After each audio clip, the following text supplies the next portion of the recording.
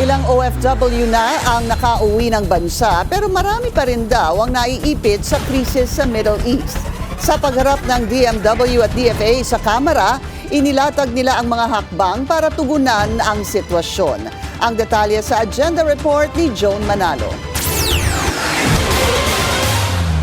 Sa harap ng tensyon sa gitnang silangan, marami-raming overseas Filipino na ang nagnanais ma-repatriate o maiuwi sa bansa. Ayon yan sa pinakahuling datos ng Department of Migrant Workers at Department of Foreign Affairs.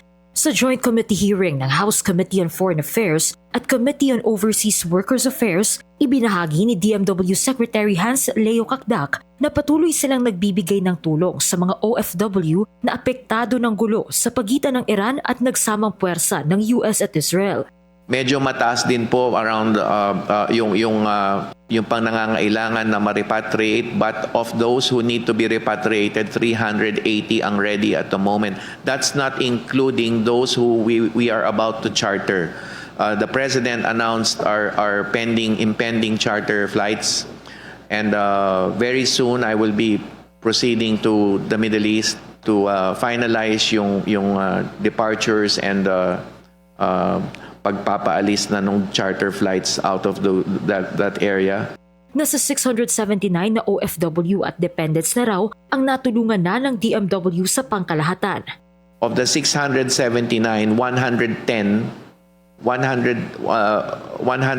ang nanumbalik na out of the tickets that OWA and DMW have issued.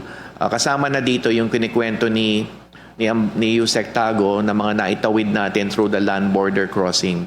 Nagpaalala rin ng DMW sa mga Pilipino abroad na kung maaari ay manatili na lamang sa mga ligtas na lugar at sundin ang mga abiso ng host government.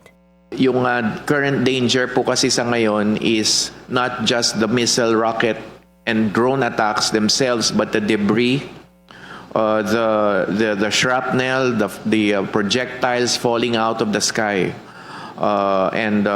Yung nga hong nasawi na kababayan ninyo, Madam Chair, si Mary Ann, died because of yung shrapnel and debris coming out of the rocket attack, not the rocket attack itself. So there's still danger. So yung shelter in place is essentially an advice that the host countries provide, that the embassies and the MWOs also maintain. Sa bahagi naman ng DFA, nakapagtala ito ng nasa 2.4 milyon na mga Pilipino sa buong Middle East, kung saan pinakamarami ang nasa United Arab Emirates na nasa 975,000 na mga Pilipino. Dahil dito, patuloy ang kanilang pagtanggap ng mga request for repatriation. As of 10 March, 188 have been repatriated and or assisted out of the 327. Sa ngayon, patuloy na nakikipag-ugnayan ng DMW at DFA sa mga embahada, host government at maging mga employer ng mga Pilipinong nananatiling apektado ng tuloy-tuloy na tensyon sa Middle East. Naka 24/7 alert naman ang mga foreign service post at naglabas na rin ng mga advisory ang iba't ibang embahada sa wikang Ingles at Pilipino.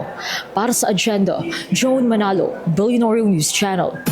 Mag-follow sa aming mga social media accounts at mag-subscribe sa aming YouTube channel para sa pinakahuli at eksklusibong mga balita.